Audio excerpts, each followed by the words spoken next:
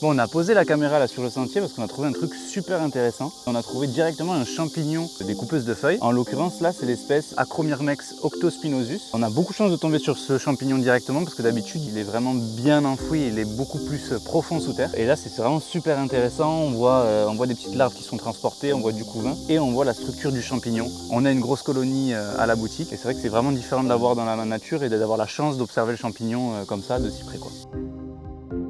C'est une espèce qui a été importée dans les Antilles, notamment en Guadeloupe et en Martinique, et qui fait des gros ravages parce qu'elle est pas endémique de ces régions-là. C'est devenu un gros problème parce qu'elle s'est très vite adaptée, elle s'est très vite reproduite. Elle va consommer la végétation, elle va consommer les ressources. Donc elle est considérée comme nuisible dans les Antilles, même si le terme de nuisible, il est un petit peu utilisé à tort parfois parce que ici elle est endémique, elle ne pose pas de soucis parce qu'elle est complètement adaptée à son milieu. Elle pose pas de problème au niveau des cultures. Il y a assez peu de cultures aussi en Guyane. Là, elle est en pleine forêt, il y a suffisamment de végétation pour pas qu'elle pose de problème à l'homme en tout cas. C'est un type de fourmi qui est en tout cas super intéressant, les coupeuses de feuilles. Il y a pas mal d'espèces et le comportement et la symbiose qu'elle entretient avec ce champignon est grave intéressant. D'ailleurs, on a fait un petit kit très sympa qui est disponible sur le site avec cette espèce-là que vous pourrez élever en captivité très facilement. Bon, on va continuer notre route, on va juste remettre la petite couche de terre qu'on a enlevée pour pouvoir les observer.